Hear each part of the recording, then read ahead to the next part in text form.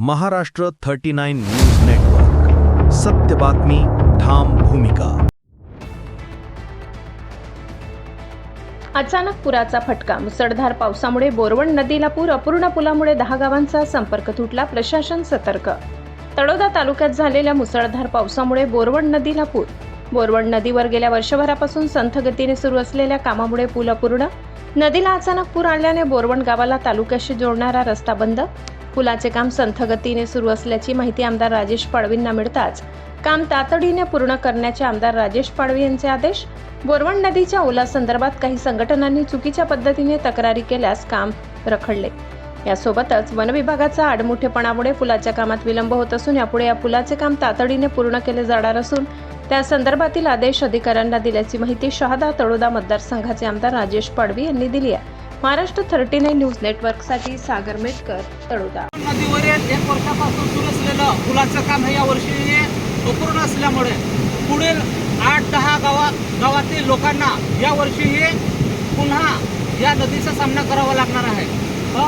या ठिकाणी नदीला पूर आलेला आहे आणि अपूर्ण स्थितीत पुलाचं काम आहे. नमस्कार, मी आमदार राजेश पाडवी, शहादा तळोदा विधानसभा. बोरवण तालुका तळोदा या ठिकाणी नदीवर एक पुलाचे काम सुरू आहे. गेल्या 70 वर्षात ते पूल कधी झालं नाही. माझ्या प्रयत्नातून ते पूल मुख्यमंत्री सडक योजनेतून होतं आहे. गेल्या वर्षभरापासून काम आहे, चालू आहे. परंतु त्याच्यामध्ये ते फॉरेस्टच्या हद्दीत असल्याकारणाने फॉरेस्टने बऱ्याच अडचणी त्या ठिकाणी आणल्या. त्या आम्ही कशा तरी सोडवल्या आणि कामाला सुरुवात केली. तरी देखील अजून फॉरेस्टकडून अडथळे येत आहेत. तरी देखील आम्ही काम सुरू ठेवलं आहे, कारण त्या गावाचा संपर्क तुटतो, पलीकडच्या पाण्याचाही संपर्क तुटतो, म्हणून आम्ही ते काम सुरू ठेवलेलं आहे.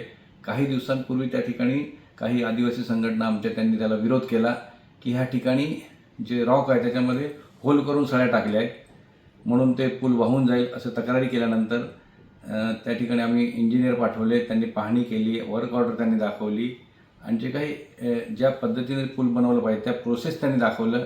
तरी त्यांचं समाधान होत नाही, कारण 2 प्रकार आहे पूल बनवण्याचं. ज्या ठिकाणी हार्ड रॉक नसतो, म्हणजे खडक नसतो, त्या ठिकाणी त्याला ओपन फाउंडेशन म्हणतात. त्या ठिकाणी ओपन फाउंडेशन टाकलेलं आहे. आणि ज्या ठिकाणी खडक नसतो त्या ठिकाणी त्याला राफ्ट फाउंडेशन म्हणतात. पण ह्या ठिकाणी रॉक असल्याकारणाने एक खडक चांगला असल्याकारणाने त्या ठिकाणी ओपन फाउंडेशन आहे. परंतु त्या लोकांचं म्हणणं असं होतं की त्या दगडामध्ये होल करून सळ्या घातल्या आहेत, ते पूल वाहून जाईल. तसं नाही, तर नियमानुसार ते केलेलं आहे. म्हणून ते काही 1-2 महिने त्याच्यामुळे त्या संघटनांच्या तक्रारीमुळे काम थांबलं होतं. तरी देखील आम्ही सुरू ठेवलेलं आहे आणि त्याचं पूर्ण फाउंडेशन झालेलं आहे. वरच्या स्लॅबचं काम बाकी आहे, ते लवकरच होईल. महिन्याभरामध्ये ते पूल सुरू होईल. आज अचानक त्या ठिकाणी डोंगरात पाऊस पडल्याने, तिथून पाऊस जोरात वरती पडल्याने त्या नदीला पूल आला आहे. स्थानिक ठिकाणी पाऊस नाही आहे, वरून पूर आला आहे.